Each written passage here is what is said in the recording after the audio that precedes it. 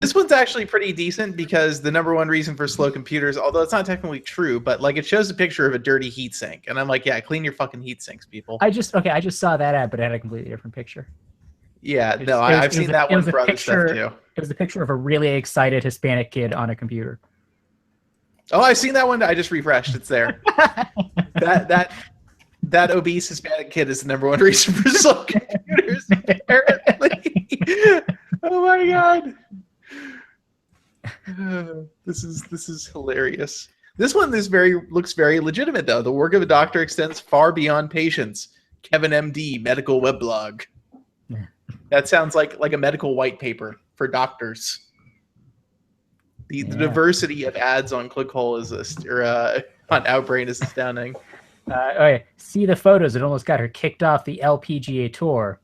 Oh, really? I've seen that one. Yeah. Also, there's one for I'm getting one from Lamps Plus because we were shopping for lamps last month, and it's one of the lamps I was looking at, and I kind of regret not getting it. So that advertisement is working a little bit. I didn't know they had like such targeted things in Outbrain. I thought that was like mostly the Amazon ads. I always get Amazon ads for things that I've looked up. Hey, so serious question. Oh, okay. We have 1, 2, 3, 4, 5, 6, 7 home screen submissions, and I don't have any of them on the spreadsheet. Oh, that's way too many. Yeah, we're doing all of them. We did give people crap last week for not sending us home screens. A collective 7 out of 10 home screens. There, we're done. We are not done, David. we should have like 1 or 2 of them. Just toss them in there and whatever. I'm okay with 1. Whoa! Oh my god! I just looked at the half dome Yosemite wallpaper. There's parallax to the max. Yes, Maxilax. Parallax to the max. That's so weird. Okay. Hey, here's what I'm thinking we could do with all these home screens, because there's so many of them. So why don't I just save them all to one directory, and we'll just go look through each screen individually, make a comment of them, and not rate them as a whole. I don't know. This is different from the normal thing. Change is scary. I don't know. I don't want to think about the home screens right now. That's my feeling on the issue. We'll cross that bridge when we get to it. Yeah, I'll just put a pin in that. I'm saying that a lot lately. And We'll circle back. I hate that phrase. Put a pin in this. I actually don't like it. I've put it in like 3 articles lately too. Every time I do it, I like snicker at myself. Put a pin in it. Yeah, what kind of douchebag would use that in an article? Exactly. Like, what's a good way to say we're going to go back to something? Oh, well, this is a bad way to say it, but whatever. I don't care. I think I used that in the Lego article, which was deserved. Okay, I'm start recording now. Are we otherwise ready to go? I'm sure we can wing it. Like, we're running late already. We might as well just do this thing. Yeah. All right. Well, I'm adding one home screen to the spreadsheet. As the host, that is your prerogative. I'm doing it. I have to pop out the YouTube chat so I can see that little ninja. I love that little ninja. What ninja? What are we talking about? The ninja that shows up on YouTube when you pop out the chat. Oh, yeah. Okay. Nothing to see here. We popped out. Live. Kyle Knoll says he would like a more fast-paced home screen section. I will take that under advisement. Because I kind of would too. Let me close out all this crap. Oh, I wonder if we have a sponsor. The question to David, can we try to get a brand deal with M&M's? Why? Because I love M&M's. Okay, let's see what we can do. I Kidding, I won't. Oh my god. I mean, if we're just taking suggestions on things that we love, I would like to get free stuff from a lot of companies. This episode brought to you by M&M's. Liam loves M&M's. I really It's not even me saying it. I'm just eating M&Ms in the background. They could pay me in M&Ms. That's fine. Could just throw a bag of M&M's at the webcam. M&M's. Just hold up a glass bowl to the microphone and pour out a bag of M&M's into the bowl. That would be an That oral sound. experience. Yeah, what is that called? ASMR. Yes. All right. We don't have a sponsor this week. Let me restart the recording because I don't want to dig through 2 minutes of nonsense. I want to dig through about 1 hour and 5 minutes of nonsense. Okay.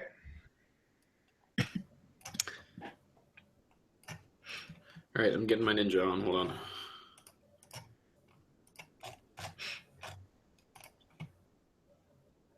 All right, we ready? I'm just going to say it. We're ready. Yep.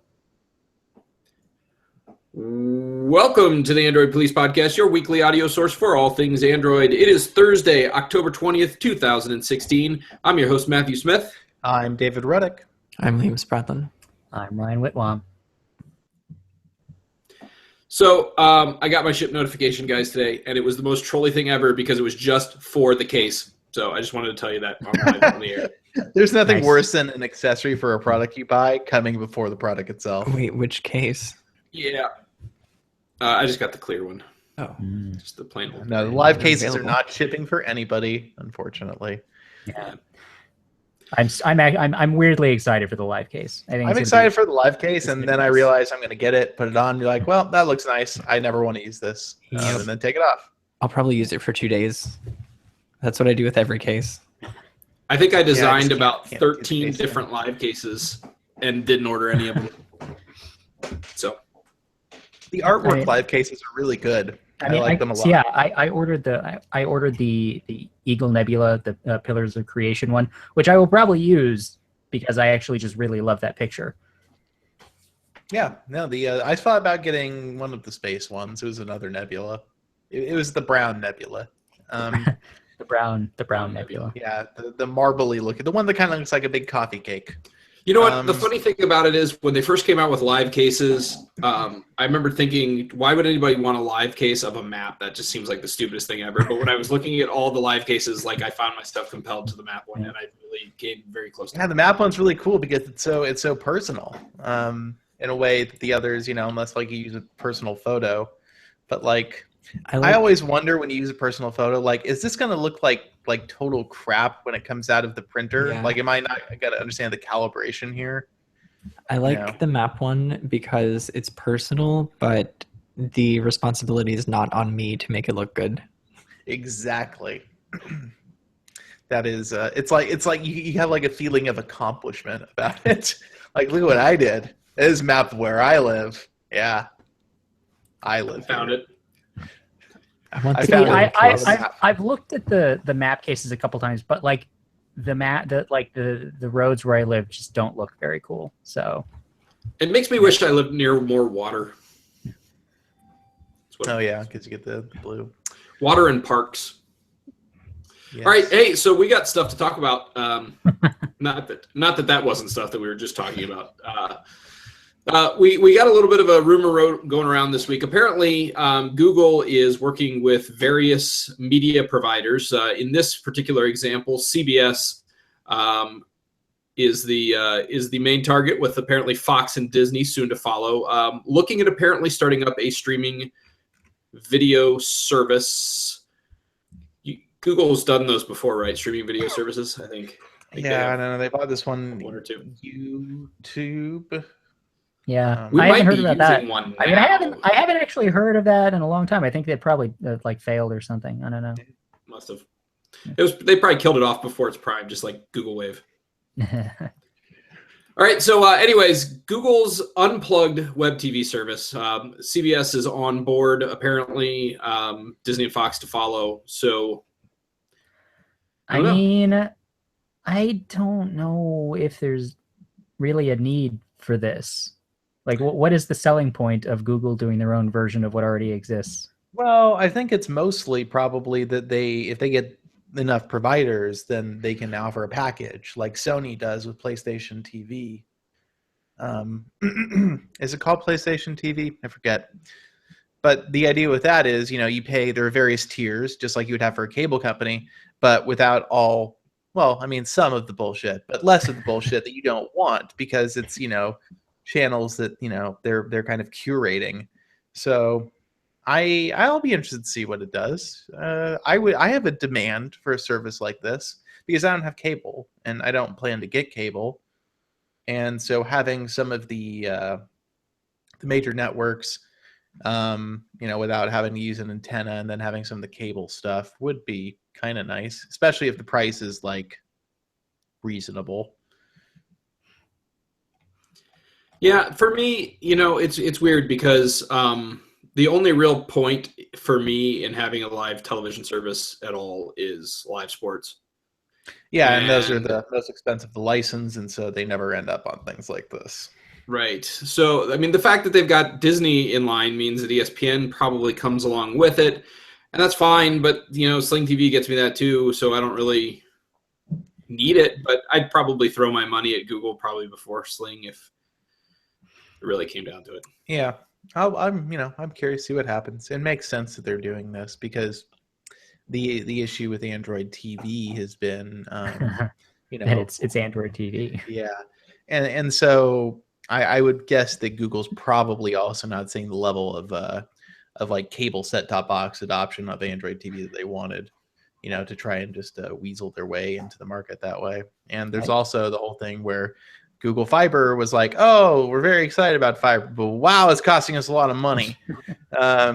And so this makes sense as kind of the pivot to, the wireless world. That Google seems more interested in. What would be cool is if if you have a subscription to one of Google's other like online streaming services, if you got some amount of this, like just sort of included, like if you have YouTube Red, maybe you get a couple channels of streaming TV.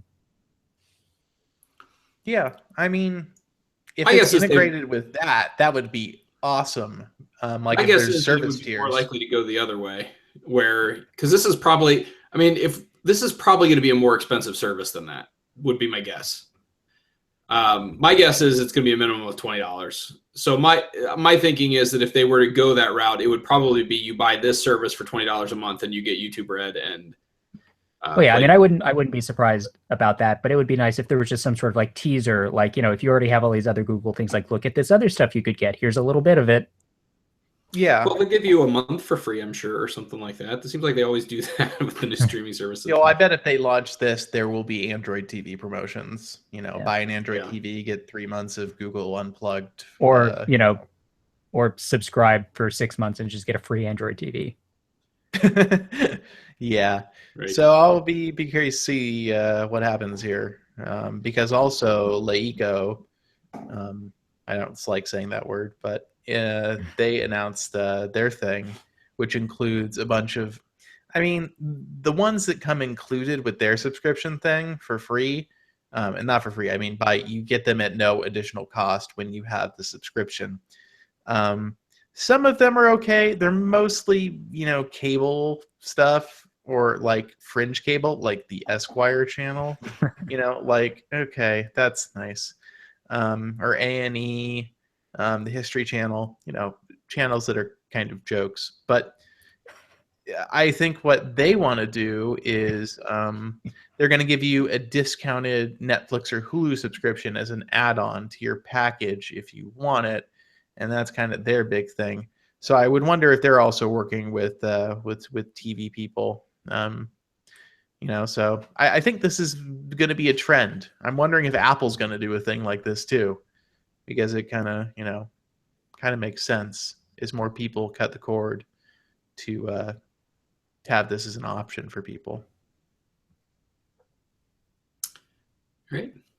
We got some new Google apps on the Play Store. So a lot of talk's been made. I don't know that they really mentioned much about it in the presentation, but I know there's a lot of folks that have been talking about the wallpapers for the new Pixel phones and the extensiveness of them. And David, you even mentioned it a little bit in your review. We've got an app so that you can do that on your non-Pixel phone, but also they threw the Pixel launcher on the Play Store so that you can not do it on your non-Pixel phone. So moving some stuff over to Google Play Store just for updates purposes, primarily, I guess, for the Pixel, right? Yeah, the wallpaper app is pretty cool. I was surprised they let it out for everybody. I guess they figured, well, everybody's going to get the wallpapers anyway. Why not? Yeah, But for once we don't have to post that zip file of all the new wallpapers. yeah, and the wallpapers are really cool, and they're sourced from multiple places. I think they've got 500px and Google Plus, and there's probably some other ones in there where they're sourcing for the various categories. And then there are the Live Earth wallpapers, which, man, yeah, those are. I feel like I expected a little bit more out of those when I first heard about them, and I was stoked because I'm like, oh, these will be super cool. They're not bad. Some of them are better than others, and so the idea is it's like a 3D rendering of historic landmark of some kind, and it's sort of like Google Earth but turned to like Ultra HD, and then it like shifts perspectives when you swipe between home screens and when you unlock the phone. The latter of which makes Liam motion sick. Yeah, it's a little nauseating. Yeah, it is. Like I'm just looking at them now, and they are. It makes me a little uncomfortable. I think the worst ones are like the flat ones, like the beach is really bad. I don't know why. I guess like my brain doesn't understand what's happening on the beach. Let me put this on the screen for the people who are watching the video. And I will go ahead and demonstrate here if we can. Oh, wait, that's not a finger that's locked to my phone. Okay, so yeah, it didn't go dark fast enough. That's not helpful at all. The beach one is weird. I don't actually, this doesn't do much for me at all, this one. But anyway, they've got how many of these? Looks like 8. And one of them actually isn't truly a Live Earth one. It's Horizon, and like the sky changes colors as your battery gets lower. Which, okay. Another one's a garden. There's Arches National Park. There's Half Dome. There's the Pantheon in Rome. There's Shinjuku in Tokyo, which I don't. Is that the name of the buildings, or I'm not sure. And there's Whitehaven Beach in Queensland, and then there's one of Earth itself. And then you've got these other live wallpapers that are a bit more bizarre. These orbit ones in particular, which I actually like the look of a lot, but they're very strange. Supposedly they tell the time. I'm not certain exactly what time they're telling. I guess that looks like a little after 6, but not really. It looks more like 8 to me. So, but they're interesting. And then there are the concentric circle ones, which I actually think are pretty cool when you unlock the phone because it like flies through the circle. They're called shadow. And then the circle changes colors based on your weather, which is interesting. Somebody I feel like, the wallpaper direction for Pixel was done by somebody who has, very deep thoughts about wallpaper, really deep thoughts. I'm actually just glad to see live wallpapers get some attention from Google. Yeah. Definitely. Because the last one was phase beam. Phase beam. Yeah, that was quite a ways back. So yeah, there's the wallpapers app, and there's the Pixel launcher, which is for the Pixels, and then you're going to install it on your phone anyway. But then you have to install Google, install it as a system app to get the Google Now pane, which is pain, and yeah, whatever. The Pixel launcher isn't that good. It's like the Nexus launcher with circles, and since everything will get app shortcuts, which the art is formerly known as launcher shortcuts, there's not a lot of reason to use the Pixel launcher, in my opinion. Yeah, I mean it's fine. The pill widget for Google search is kind of weird. The Google finger. The Google finger. It's like somebody took a photo and they just sort of left their thumb at the very edge of the frame. Yeah, I'm going to change launchers, and maybe that's what I'll do tonight. I'll sit down and do a launcher. You know what was interesting though is when I set up my Pixel, the Pixel launcher imported the data from my Google Now launcher. Yes, on my 6P. It did that for me too. Restoring Pro Nexus 6. So yeah, that was interesting. But I guess it's basically the same launcher, but with new widget and then the enforcement of the circle icons and the new app drawer animation style. So it's really great when you first set up the phone that all of the icons of the pre-installed apps are circles, and then as soon as you start installing stuff in the Play Store, it's just totally wrecked. Yeah. Yes. See, my problem with the circle icons is the same problem I have with every icon pack. Is like there are going to be apps that don't have icons, so they just screw up the forced conformity, and it just looks worse than if they all had their own shape. Yeah. And I think that are the circle icons enforced system wide, or are they only on the launcher? I don't know actually. I haven't looked into that. Liam's our launcher expert. He should know. What was the question? Are the circle icons, are they enforced system wide on the Pixel, or are they only for the stock launcher? They're only for the stock launcher. Although, I mean, any launcher could look for the round icons if they wanted to. Well, if that launcher was awful and hated its users, yes. I mean, I don't hate the round icons. It's like either everybody needs to do it or nobody needs to do it. Yeah, I think a launcher Google that did that would be like having a dog that searches for bubonic plague. Google was thinking like, I think they were thinking like worst case scenario, their apps are all circles, but that's actually not even true. Like I'm looking at Device Manager, which by the way, has this been updated at all since like Jelly Bean or Ice Cream Sandwich or whatever? Oh God, no. Yeah, I still install that app out of like a sense of like rigid personal responsibility. Yeah. But what if I need it? I should install it just to be sure. But I'm seeing like a text input from Ice Cream Sandwich and Spinners and like the square overflow icon. If anybody's listening out there, this needs to be updated. You know what I would like them to stop with the white circles around the old icons. Like if they're gonna make circular icons, could they just at least be a little bit more creative with them? Yeah, that would be great. Try. I think they should just morph the existing icon into a circle. Yeah. Sure, I'm down with that. Try it. Who knows? Maybe it'll look awesome. I will say I've made circular icons for pretty much everything that I've worked on now. So if they get implemented, those will at least have circles. That is that's dedication to doing something that you hate. Yeah, you're right.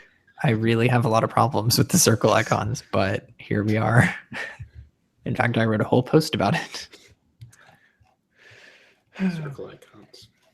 So if the circle, so let me ask you this. So the circle icons are optional, then they've done it anyways, right? So is it on by default? My understanding is it wasn't. No, you can't turn it off. Oh, you can't turn it off. The optional part is whether an app wants to include a round icon asset. But you don't, like the Pixel Launcher will show it if the app has one. But if it doesn't have one, what does it show? It's just the regular icon. Okay. All right. Yeah. Well, I guess that's terrible. Yeah, I have quite a circle and square combination going on my home screen right now. And then there's the Instagram icon, which is like, I'm going to be, controversial. I'm going to be both. Everything about that icon is controversial. It's a circle inside of a squircle inside of a more circly squircle. Yep. Like, what? And there's also a dot in there. Just a dot hanging out. That's the I don't know what that is. It's something.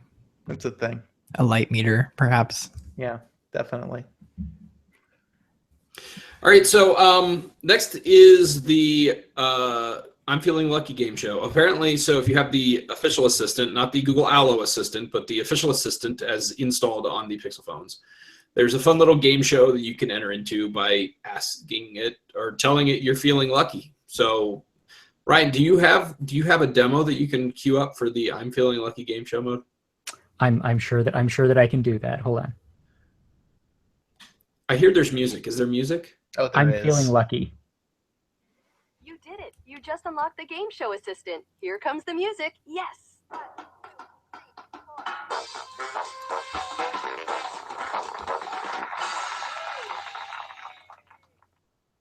Welcome to Are You Feeling Lucky? We know there are a lot of trivia options out there. Thank you for choosing this one. I'm the host, your Google Assistant. How many people want to play? Okay, I think we get the idea. We get the idea. Wait, you don't want to play the game it live on the show? I do not particularly. It's pretty. It's actually, it moves pretty slowly because It does. You have to it's like, okay, here's the question. Here are all the answers. Say the answer that you think is the correct one. But yeah, no, I mean it's fun. It's clever, I guess, and the Google Assistant, it keeps using that game show host voice through the entire thing. It gives you a nickname and everything. Yeah, it called me Bubba, and then it asked me if rabbits can eat peppers. True story. Yeah. I don't know why that's funny, but it is. It is. It's very funny. It turns out, yes, rabbits can eat peppers. It's not an issue for rabbits. They're good. They're good with peppers. Can they eat like ghost peppers? I don't know. I wonder if a rabbit can eat a ghost pepper. Okay, Google. Can a rabbit eat a ghost pepper?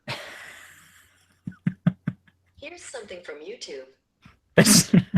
There's a video of rabbits enjoying peppers and the leaves from pepper plants. Okay. Oh. Well, So that's So not no ghost peppers. No ghost peppers. I have a feeling that a rabbit could eat a ghost pepper, but would regret it. That'd be my Yes. I have a feeling it might actually kill the rabbit. guess. It might. Yeah. Unless they just don't have a reaction to capsaicin or something. Anyway. All right, so, anyways, Android 7.1 developer previews have begun rolling out. So the beta program on the Nexus 5X, Nexus 6P, and Pixel C. Alas, no Nexus 9. Sorry, buddy. not yet, at least. Not yet, anyways. Yeah. So it's rolling out. If you are in the beta program, you can get that. So we had some features to put some spotlights on. Lots of posts this week on that. In fact, I'm sure there are plenty more to come. So I don't know. Grab your favorite spotlight and feature it. So many features. The best. So many features. Yeah. There's a reboot option now in the power menu. There is a reboot option, and everyone rejoiced. Yeah. Everyone. Artem specifically rejoiced. He rejoiced greatly. He finally rejoiced with brackets. Yeah. Okay. So I could have sworn that when we first got the changelog for 7.1, it said that the smart storage stuff would be exclusive to the Pixel, but it appears to be in 7.1.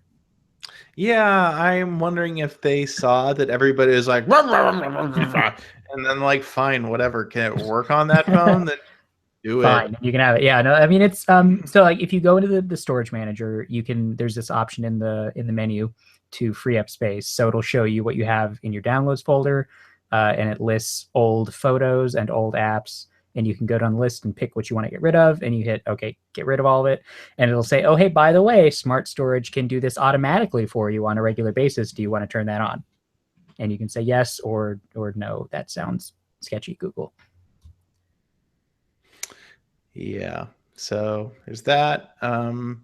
What else? There's room for an extra quick settings tile in the panel. That's good. That's Oh, huge news. And That is the, a major power user win.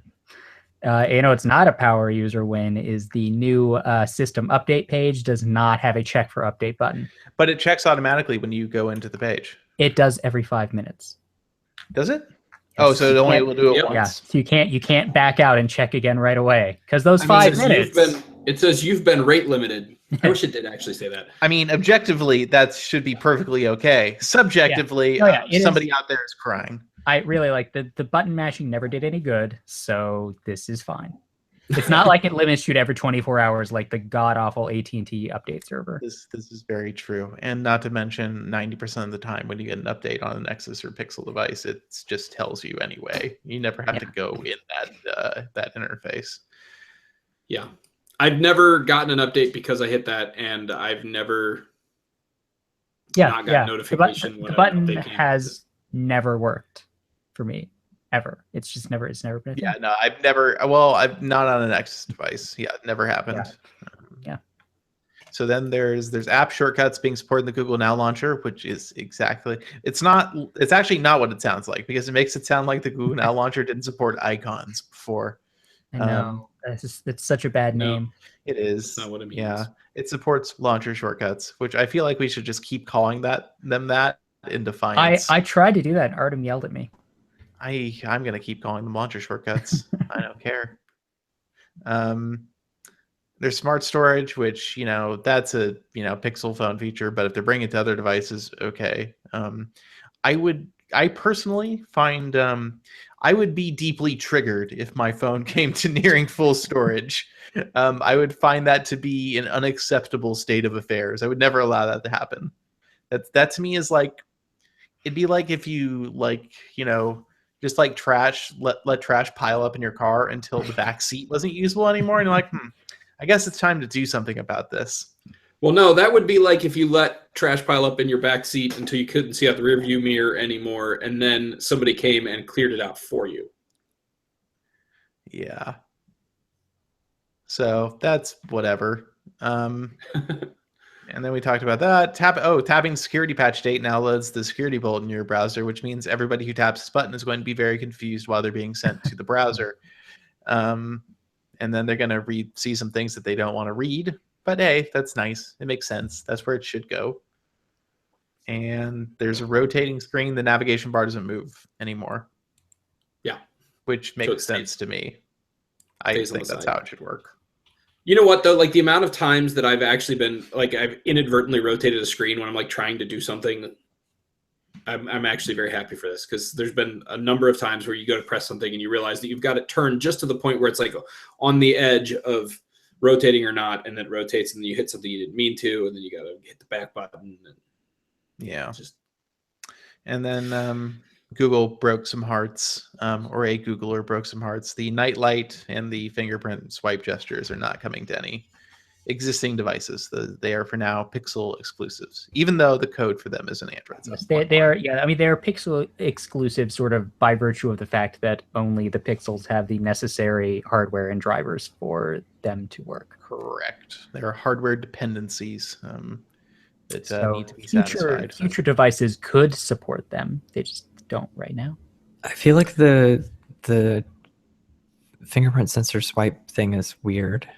I don't like it at all. And this is like blatantly ripped off from I don't know if Huawei did it first. I'm pretty sure that was They made a big deal out of it when they did, and theirs did more stuff. But I don't hate it. It's just I'm probably gonna end up turning it off because I trigger it accidentally too often. Because the fingerprint sensor is like right where I like to rest my finger when I'm holding the phone. So if you just sort of like pull your finger down just slightly, you'll open the notification shade. I also just feel like, I don't know, this sounds really stupid, but making the fingerprint sensor trackpad like cheapens it as an interface component. I don't know. Does that make sense?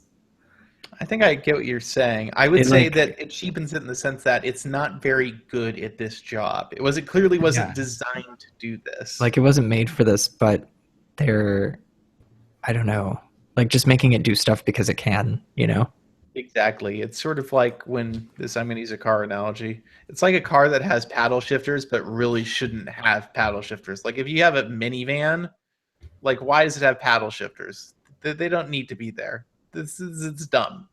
And this is kind of how that feels. Like, I feel like this seems like somebody's like personal mission on the Pixel team. They like saw this and were like, this is like the handiest feature ever because of obscure situation X. and they fell in love with it, and it became their personal pet project to get this. I feel like in that's the phone. happened with a lot of features in Nougat, to tell the truth. Yeah, some of the things are very much like that. But nightlight's totally useful. Google's night lighting is very aggressively red. Like it is like Are there, nuclear launch codes red. Are there settings? I thought there were.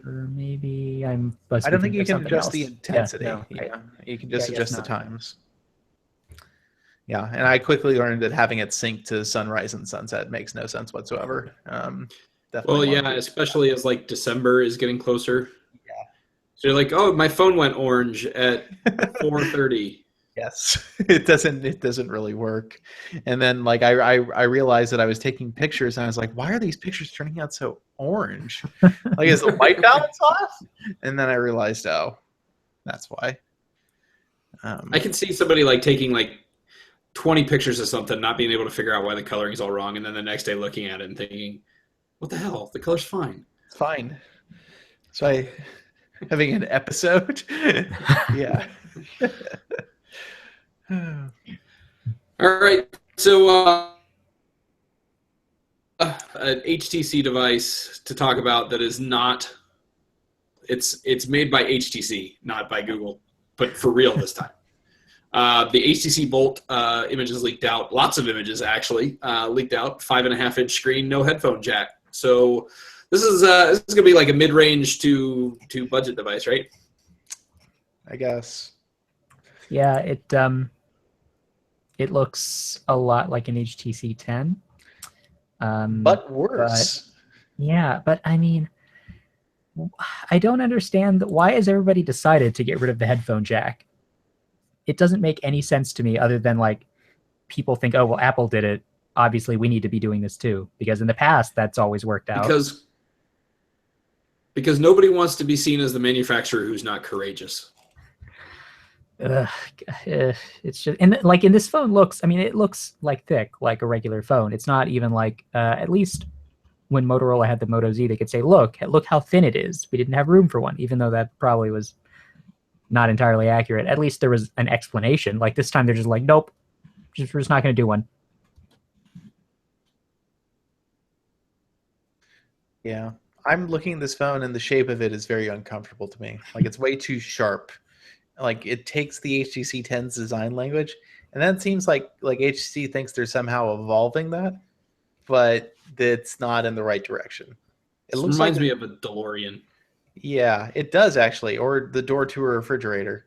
Like it's not pretty. Also, I'm probably going crazy, and they aren't. But the tilt of the photo on the top left makes me think that the capacitive nav keys aren't aligned properly with the fingerprint scanner. And it's really driving me a little bit crazy. Well, I think it might just be the tolerance on the scanner. Yeah. Maybe. I mean, also, prototype, who knows? Maybe it's all messed up. Yeah, the icons are so small. They're very But small. that's what the 10 is like too, though, right? I think it has like the tiny little buttons. I don't like it. Also, I feel like the texture on the power button, and I know the 10 was like this too, but it's like too much. It's it doesn't feel super good. At least it didn't on the 10. Yeah, this phone is whatever. I'm not sure why. This is just HTC fans are so desperate to be excited by something that they're just latching onto this. Please love me. You know what the problem with this is going to be? It's going to be like a fine phone. Like it'll be fine, whatever. And HTC is going to sell it for $500. Yeah, and it's only on Sprint, right? I think in the US it'll be a Sprint phone, and it'll be like in Europe. Yes, including in the US on Sprint. Yeah. So this feels like a follow-up to the HTC One A9, basically. Yeah. But did they ever actually release what was the A9S? Was that the thing that they were supposed to announce a few weeks ago? They did announce an A9S, but I think it was only for some countries. Weird. So I'm trying to figure out, does this thing have dual SIMs? Or is one of those for the memory card? Yeah, it could be one for the memory card, one for the SIM. Or it could be. Why wouldn't you just make it SIM, one? I don't know, probably some engineering reason. Actually, there is a good reason for that. So you can take take the SD card out without taking the SIM card out. Or take the SIM card out without taking the SD card out. Yeah, because yeah, if you use adoptable storage, then you don't want to take out the SD card because things could go boom.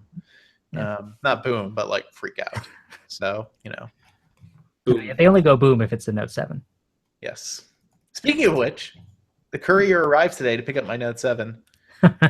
This person clearly had no idea what they were transferred. Like, I'm here for a box. Oh, no. I'm like, you're in for a treat. No, you know what? The same thing happened when they came to pick up mine. The guy comes to the door. It was like, I'm here to pick up a box, and I was like, yep. And I hand him the phone, and he looks at it all confused. And I'm like, did you need me to sign or something? And he's like, no, I expect it to be bigger. I was like, it's a phone. And he's like, oh, it's not going to explode, is it? And I'm like, maybe. I guess That's we'll the find out. wrong question. Oh man, that's great. Hey, but speaking of which, Samsung has apparently set up phone exchange stations in airports. So you could have just dropped it off at the airport on your way to the Echo event. Yeah, I want to know how exactly they're operating these. Like, if you just walk up to them with a Note 7, do you just hand it to them and they hand you a Galaxy S7 Edge or something? I don't know. I mean, because I have to wonder, they must be equipped to do like the smart switch restore thing, like show people how to do it. But I mean, do they even do they have any way of looking at, like, do you have to have a receipt on you to do this, or how are they even verifying? I am not because sure. I gotta tell you, like, if you could just like swipe somebody's Note 7 and run to the nearest airport, you could like swap it out for a clean phone. Yeah, I don't know. There's one at San Francisco Airport. Like phone laundry. I was there last night, but I forgot to look for it. Yeah, Wait, an exchange station? Oh, because people will bring their phones and not be able to go on the plane. That's. I'm sure that they're doing this because the FAA, actually changed the rules, and like, if you bring a Note 7 on an airplane, it is actually it's a crime. safety risk to have a stock of exploding phones in the airport, but not as much as it would be if it was on an airplane. Yeah, so yeah, you can't take those on the plane anymore, or they'll arrest you, apparently. So Samsung is like trying to like give people an option to swap those out if they just left it until the absolute last minute before their flight. Yep. So that's happening. So get to the airport 3 hours before your flight if you have a Note 7. Or don't go to the airport and return your phone instead. Yes. Maybe if you go to the airport with get your priorities straight. Yeah. All right. So speaking of Le Echo and flying to San Francisco, David, you went there, right? I did. And you saw a brilliant spectacle. Oh, it was a spectacle. Spectacle is definitely the right word. Yeah, so Lico flew us up there for this thing, and they flew up a ton of people. Like, there were many buses of various influencers and analysts and members of the press that they flew up for this thing. Many of which were from like people who were like lifestyle vloggers. Like they tried to get as many people as they could to go to this thing, and so they brought everybody out to this huge venue. It's the Palace of Fine Arts in San Francisco, which, if you know what that is, it's the Innovation Hangar there, which is a really, really big venue. They had to the SFPD was doing security for the event. This was costing them a lot of money, like very obviously a lot of money. And so I feel like they got up there, and I was so many buzzwords and buzz phrases and things, just flowcharts that didn't make any sense. Concentric circles. There are so many concentric circles on that stage of like ecosystem and apps and together and ecosystem and ecosystem and ecosystem. And it was really bizarre. And everybody, you could tell in the audience, was just completely not even. They didn't give a shit. They could not have cared less what Lico had to say about like their brand philosophy and their corporate identity. And then like to really, the first thing that really, the first pinnacle of ridiculousness we reached was when they introduced the bike, and then all these guys bike up the ramp on the catwalk up toward the stage, and I'm like, oh, they're gonna do some BMX stunts up there. That's kind of fun. Like, that'd be interesting, at least, make for good pictures. And these guys probably were professional writers, but No, they just got up there and kind of tootled around on stage, did a couple circles, and then they left. One guy did a wheelie as he left. That was it. And then the bikes were gone. And then we were supposed to be very impressed, apparently. I'm guessing they didn't have them do any tricks because the bikes either are too fragile and expensive to risk breaking, or they're just really not suited for that. I don't know. It was really weird. And then I was like, okay, that's probably going to be the stupidest thing I'm going to see today. And if that's the stupidest thing I'm going to see today, so be it. Then the car guys get up there and they talk about the thing that's almost certainly mostly vaporware. And they introduce the company's CEO, YT Jia. And like there's like a serious cult of personality around this dude at Leico. It's bizarre. And so they introduce him, and this video begins to play, this montage. And it's the CEO's face in a sea of flames and sparks, looking very seriously ahead. Did you take a picture of this? I didn't get that, but it's in the video. It's all on YouTube. Like you can go watch this. It's very, it's completely ridiculous. And they're running this montage and includes a bunch of, famous Chinese artists and entrepreneurs and stuff, which, okay, whatever.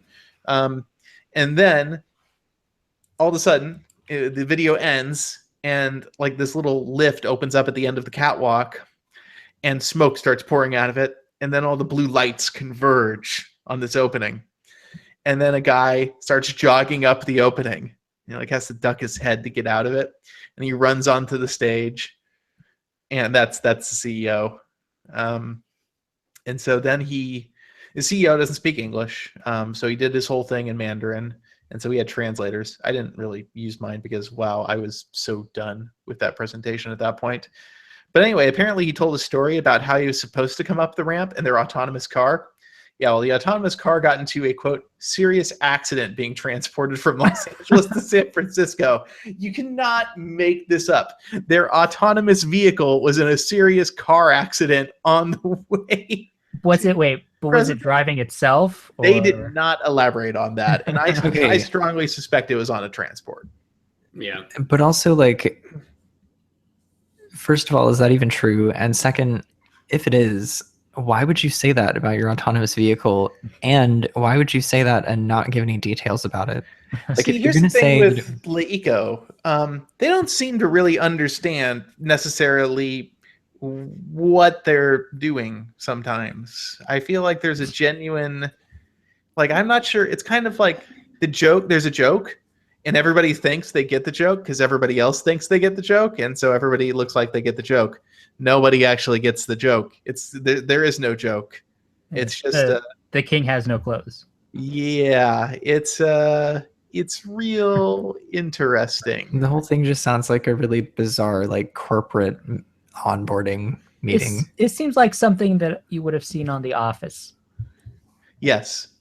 So anyway, they went on to explain that, they were able to air freight their prototype car from London that was being shot for the next Transformers film, which I'm sure Leico paid handsomely for that placement. They certainly don't lack money. I feel like that was kind of a sticking point there. They have lots of money. They wanted everybody to know they got money. Yeah. And so they transported the car over, and completely non-functional concept prototype thing. I wouldn't even call it prototype. It's like a show vehicle. I don't even think the doors worked. I was watching Michael Bay try to close the doors in this video spot that played with him when it came up, and it didn't look like those doors worked. And then he actually said, they let Michael Bay say in the plug, this is going to be an amazing car. He's like, but well, not right now because the interior is all plastic. But one day it could be amazing. It's like, how is that an endorsement? I want to point out that in the PR for the car, they point out it includes machine learning of facial emotion system and path recognition. Why does it need to know things about faces and emotions? So if you look sad, it can play Pharrell's Happy over and over again until you're happy. Oh, God. So yeah, anyway, they actually announced some stuff in the 2 hours of just bullshit that we just knee waiters just trudging through. They announced some competitive products, actually. They have their 2 smartphones, the Le Pro 3 and the Le S3, which are probably the worst smartphone names I may have ever heard. But one of them is going to cost $149 for the whole month of November, has a Snapdragon 652 processor, very competitively spec'd. I mean, blows anything at the $150 mark out of the water. Not even close. The other one is going to be $299, Snapdragon 821, 64 gigabytes of storage. It's a little closer to OnePlus 3 money. You know, it's like, yeah, I'd probably trust OnePlus over these guys. Are these phones at least running like are they at least running Marshmallow? They're running Android Okay. 6.0, and I asked about this specifically. They had a Q&A session, which I asked many questions. I'm sure they love you now. Yeah, they really do. And so they said it will get Android 7.0, quote, early next year. So who knows what that really means. And but yeah, the $299 one, I feel like they may sell some of those. I feel like they're probably going to sell a ton of the $149 ones. Do these phones have headphone jacks? No, they don't. They have this stupid, there's like an acronym for it or something. CDLA. Yes, CDLA. Which means, by the way, you have to buy their stupid adapter or their stupid headphones. Yeah, it's whatever. But the headphones do come in the box. If you know, I guess that's fine. It's bad. I mean, my understanding is CDLA uses an external DAC, so you have to like outputs digital through the jack, and then you have to turn it.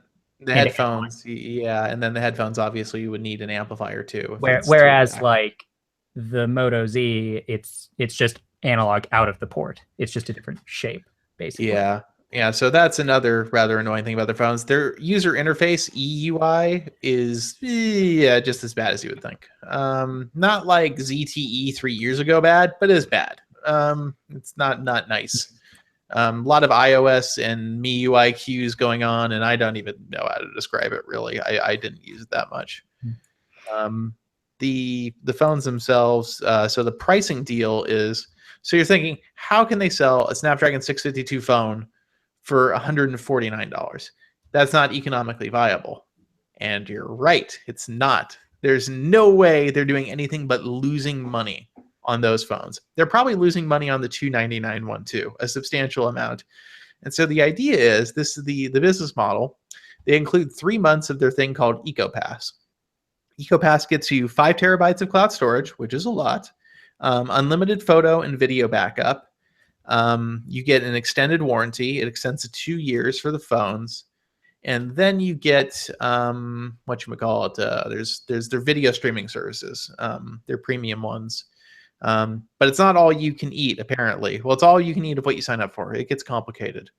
And then you're going to get discounts on other services like Netflix and Hulu, and possibly other stuff too. They didn't announce the full list. They didn't even really announce Netflix and Hulu, just that somebody said it and they weren't supposed to. And so you pay for that. So you get 3 months of the pass free. And then I'm not sure if the model is going to be monthly, or if you pay, I would assume you actually pay a flat fee, like $100 or something, for a year of this service or something like that, or whatever it is. And that gets you all the benefits. So this is the business model. The idea is you buy the phone, and that gets you into the ecosystem of services, and you buy the EcoPass after the trial ends. And that's when they make back their money. And so if you have the phone for 2 years, you'd sign up for 2 years of EcoPass, which hypothetically, if those were $100 a year, you would pay them $200 for those services on a $149 phone, at which point, the business model starts to make more sense. And for the $299 phone, you'd pay the equivalent of, end up being $499, so $500. So that is the model. I think that they're going to have a bunch of people, thousands of people, buy these cheap phones and then promptly cancel their subscription after 3 months because they won't want it. We have these services in America. There are tons of them. There's saturation in the market of these things. Video streaming services, we have them. Even if you offer a discount on Netflix, goddamn, everybody and their mom is giving away a year Netflix subscription or 3 months of whatever. There's always promos around Hulu too. If you don't already have these things, there are plenty of incentives. Not to mention, a lot of people are already paying basically, $100+ a year for Amazon Prime. which is the big service that kind of I guess EcoPass is probably most similar to Amazon Prime, but still not that similar. But anyway, people already pay monthly or yearly for a lot of stuff. I don't feel like they're going to want to say, oh, well, I could have one thing that replaces all these other things that I've come to rely upon and know. That doesn't seem likely. Well, doesn't it only work on Leico's devices? Well, that's the thing. So it seems like they're hedging their bets on this. I asked them about that. So I asked, so the Leico services, they only work on Leico hardware. And they said, yes, now. With, I think, the idea being if they can't make it work, with the hardware in America, then maybe they expand the EcoPass to other devices. Because honestly, it doesn't do anything that couldn't be done on any other device. There's no magic there. It's just a bunch of apps. So that's kind of, it's an artificial limitation in a way. Yes. So that's what they announced. Oh, and they announced a bunch of TVs. They all run Android TV. Their TVs outside the United States don't run Android TV. I asked why that was. And TLDR, Android TV has all the content that an American audience wants. So that's the only reason. And then I asked, so why does Vizio exist? And like, the deal with Vizio hasn't closed yet. We're not talking about that today. I feel like more and more that they bought Vizio just to acquire their supply chain and distribution relationships. And that I would not be surprised if Vizio, gets kind of put on the back burner a little bit. We'll see. But yeah, they're branded Leico TVs in the US. They will be Leico Super Pro whatever X thing. I don't know. They're cheap. They're cheap televisions. No way around it. And they're very highly featured. HDR. The 43-inch one with the sale price, I think, is $449 for an HDR 4K TV. That's a heck of a deal. Like a really good deal.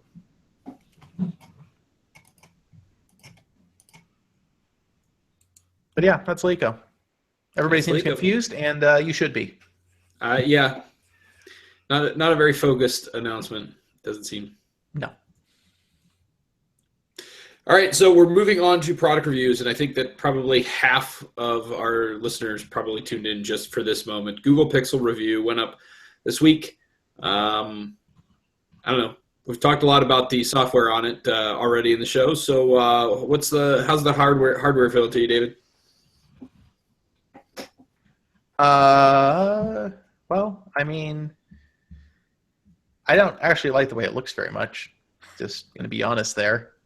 I guess it's kind of growing on me a little bit. It's just not a very exciting phone to look at, but that's not really an important thing, I think, with this phone. So I think it's very good. God, I don't. Liam and Brian, you both have them. Why don't you talk about your thoughts? I wrote lots of words about them. I do have it. I don't know.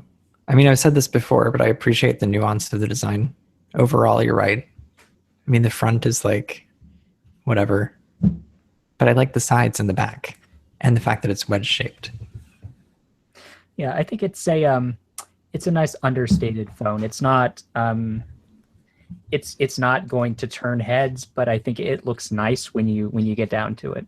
It feels very solid. I mean, it's the nicest feeling phone that Google has ever sold. Yeah.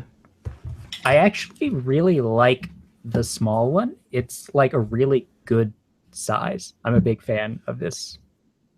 Like I use bigger phones most of the time, but I don't know, this one is just, it just seems like the closest thing to a Galaxy S7 that you could get, outside of that phone. I like that the big one is even like it's still smaller than the 6P. It's nice. Yeah. The fingerprint sensor seems a little bit faster to me than the Nexus phones did. I'm not digging this the swipe down to open the notifications.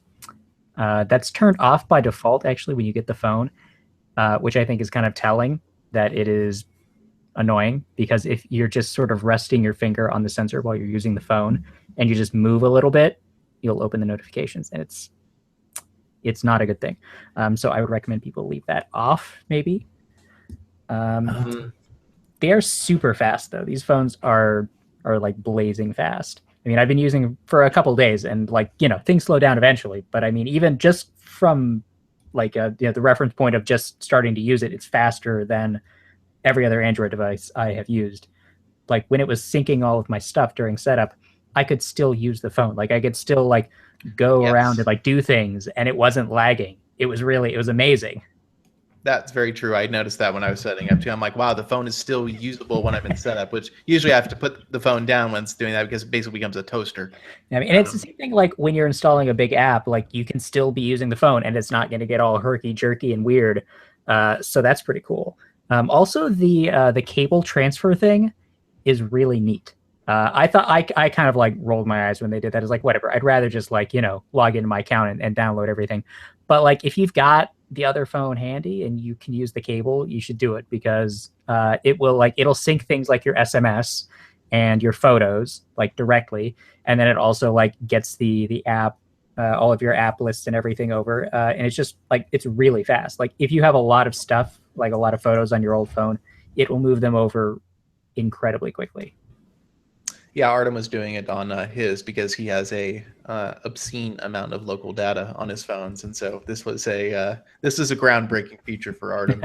So he had something like 52 gigabytes of data he was transferring over from his old phone, and he hasn't said it's broken or freaked out about it yet. So I assume it worked. Yeah, that's actually that's really give it 48 hours. Yeah, well, we'll see what Artem's thoughts are, and I'm sure they will be many. He'll find a way to break it and or hate it. Yeah, they will be numerous. So yeah, I should look forward to that. But yeah, the transfer thing's very cool. I would be curious to see how well it does with an iPhone and what it's actually capable of grabbing. It says it does your iMessages, but I mean, that just converts them to SMSs. But yeah, probably. Yeah. I tried the speaker because there's only one. It's really loud. It's like way louder than the 6P. Is it?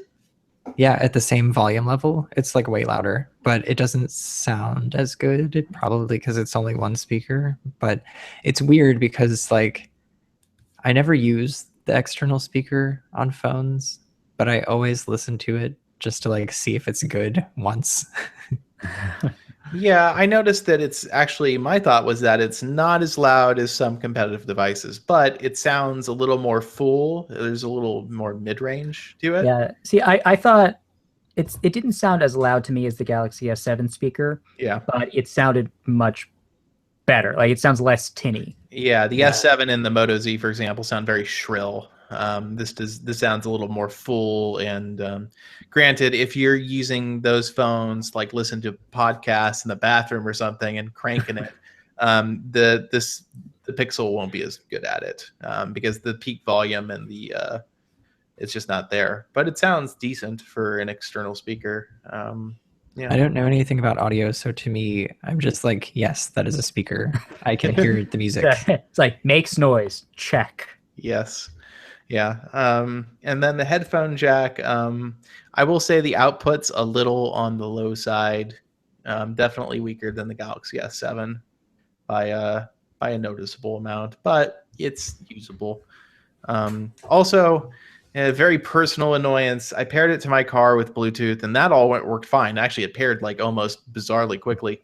But the issue is it's one of those phones where the Bluetooth audio, even at max, is way too quiet, and I have to like crank my car stereo up to like 60%, which is like the stratosphere of the stereo. I don't know why some phones are like that. Some phones like the Moto Z are absurdly loud, and I have to turn down the car stereo. I don't know. I feel like it's an issue with last year's Nexuses too. So the camera is pretty fantastic, though. Yeah. Are we all pretty happy with that? Because I got to tell you, after like I switch phones a lot, but like most of the time for the last year, I've been using the 6P, and that camera is good, but it was so slow. And man, the pixels are instantaneous. They are like Galaxy S7 fast, even faster. In some, yeah. Like if you take like multiple photos, like it just keeps going. You get to like, I don't know, like maybe like 10 photos and it'll like buffer, but man, it's like it's impressive. Especially for Google, who has been like really behind on photo stuff for a long time.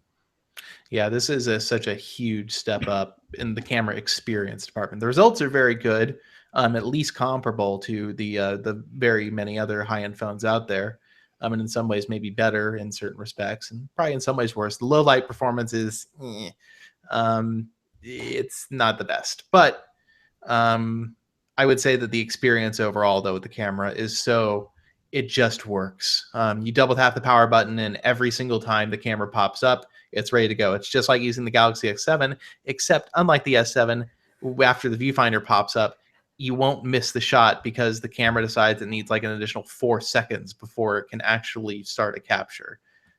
It's right there every single time. It's really impressive. And so you always get the shot. And then, there's Smart Burst, which was, on last year's Nexus 6P. But that's another great feature too. Yeah, it's a super capable, super easy to use camera. And then you've got like the exposure value slider, which is handy because I will say the exposure detection on this is less than fantastic in some situations, because the tap to focus to set the exposure sometimes is not as reliable as I would like. But yeah, you can I've noticed that too. Like it gets kind of like I've had a few photos where like it blows out almost the entire photo, and like it really should have known better than to do that. Yeah, there are some issues there. I think they still have a little bit of tuning to do in certain situations. And I've also found the laser autofocus in low light not as reliable as I'd hoped. So I had some issues there. But on the whole, this is my favorite smartphone camera I've ever used, without a doubt. Like it's definitely the best overall experience, I think. It's very flexible. Oh, and also the electronic image stabilization for the video is really creepy. Yeah, it is. It's weird. Yeah, it is the uncanny valley of video stabilization. And also, I was watching MKBHD's video where he used it to film the video about his Tesla. At least I think it's his Tesla. And the same thing happens where the slow pan issue, if you pan slowly, it wants to stay still and then it moves. And then it pans slowly and then it moves. And so I think they need to tweak their algorithm on that front. But even so, it's really creepily good at stabilizing. Creepily good. It is creepily good. That is, that should be the marketing tagline. The Google phone by Google, creepily good.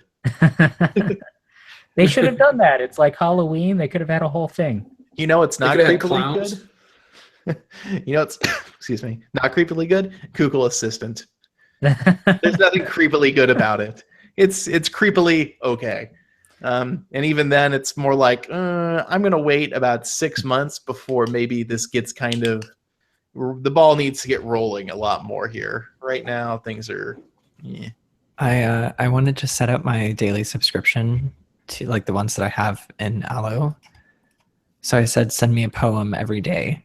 And it was like, how do you want to do that? And I was like, oh, it's actually doing something cool. So I picked an app. And then it was like a text message to me that said a poem.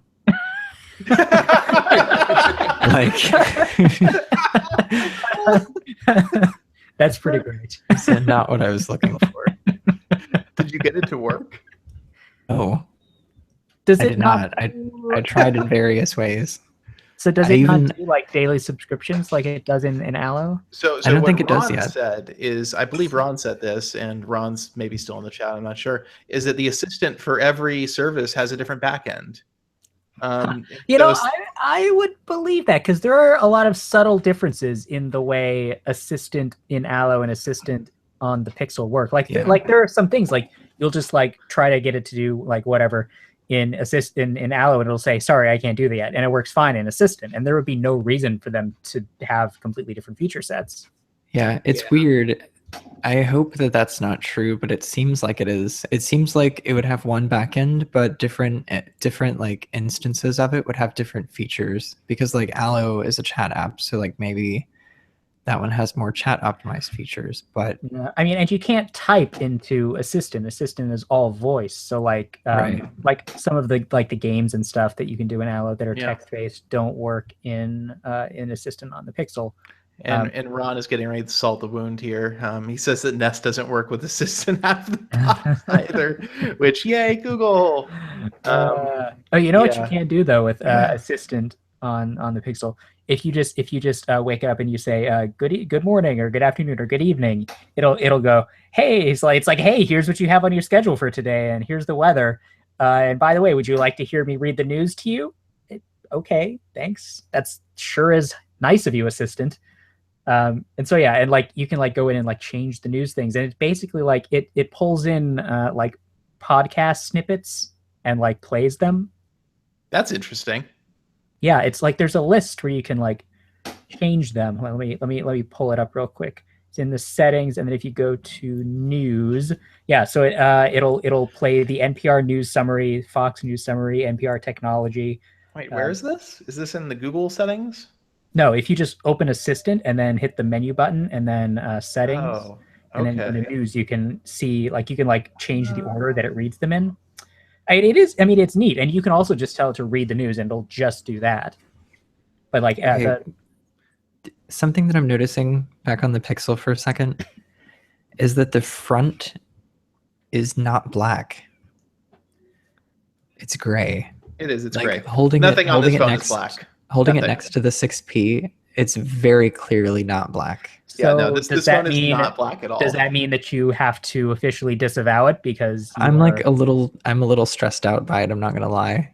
you can't actually tell because the sensor window is like Is totally black. visible on the front. Yeah. So I may as well have just gotten the blue one, honestly, because I'm Yeah, gonna see really? this every day Jeez. anyway. I And can't. don't you unsee that. regret this now? You should just throw it out. It's no good.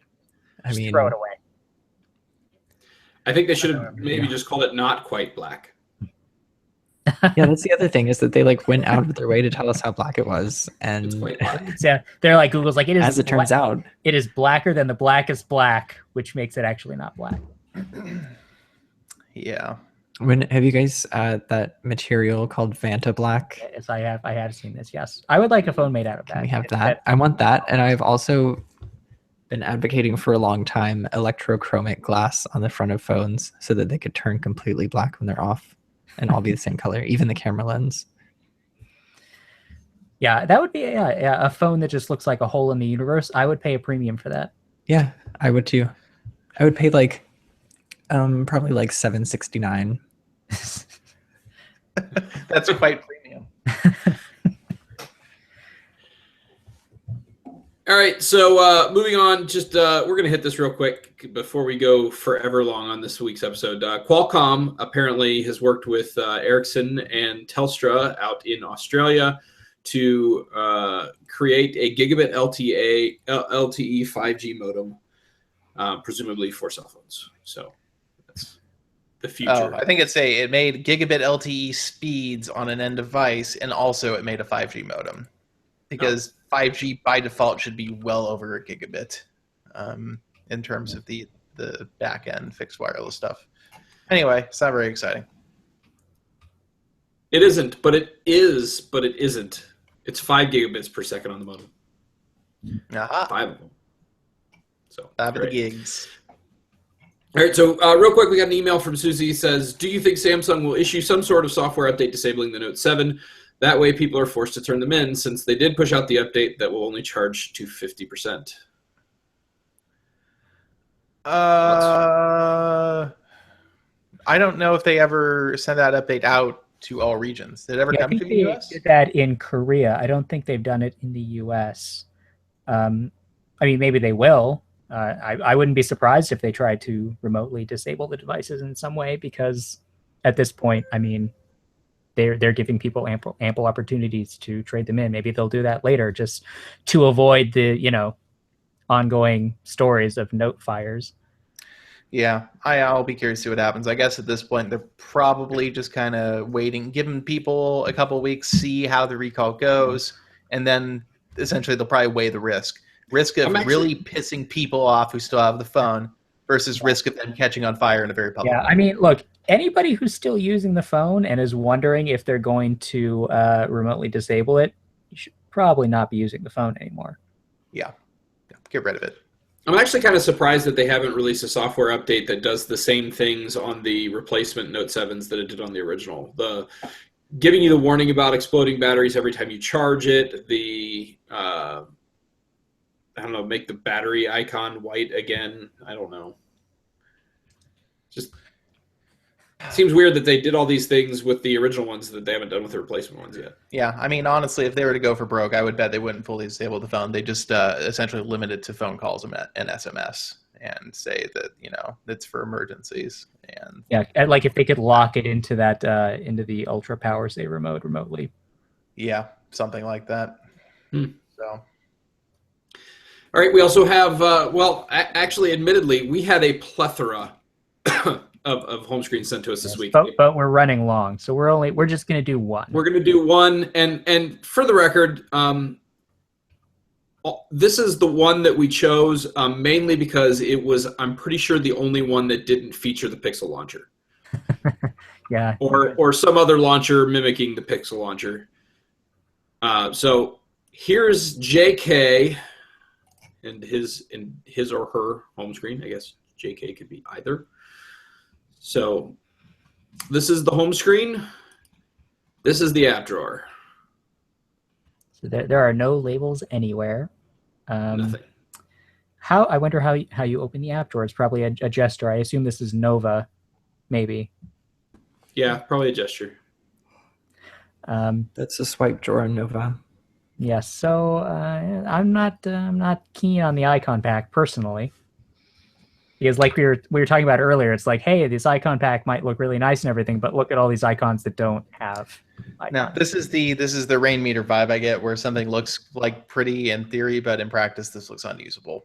The icons don't look like active interface elements; they look like a static display. Your icons look like a wallpaper.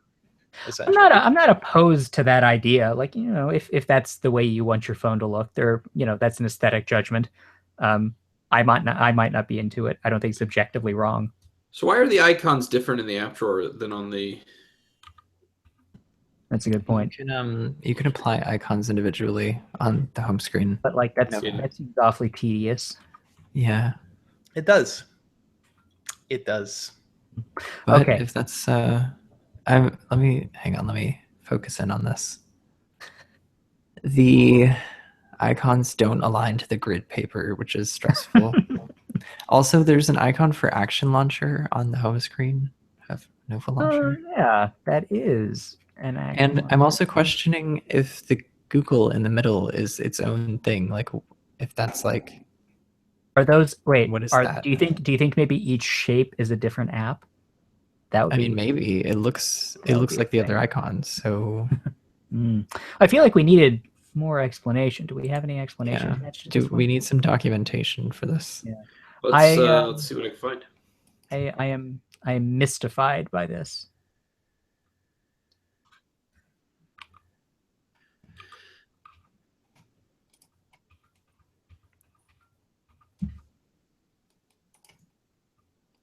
So he says, I don't know if the home screen should be sent. There's a. All right. So he's using a Samsung Galaxy Core Prime, which has a 480 panel. So don't judge me. Weird. So his home screen is made with Nova, one page only, desktop icons from the Silhouette icon pack, app drawer icons from the Glim icon pack, sadly discontinued. Okay. Wallpaper from backdrops, and added the blue shadow behind the Google text myself, hidden notification bar. Wow. App drawer slides up from the bottom nougat style. That is custom with a K.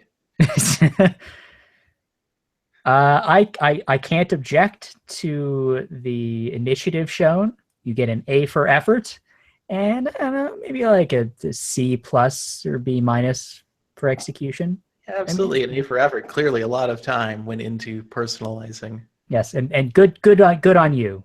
You've done a good thing because you mystified us. We had no idea what was happening. Yeah. So there it is.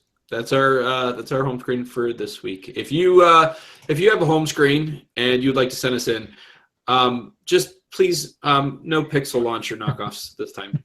No, There's yeah, a lot. no. There's a real pixel launcher now. It's okay. Our national crisis is over, and you all will use it for like a week and then decide you don't like it, and then go back to something else. So anyways, if you have non-pixel launcher knockoff home screens you'd like to send us, you can email them to us at podcast@androidpolice.com. You can also give us a call at 530-HELLO-AP. That is 530-435-5627 on Twitter at Android Police and on Google Plus and Facebook. So Ron had an epic burn on that home screen.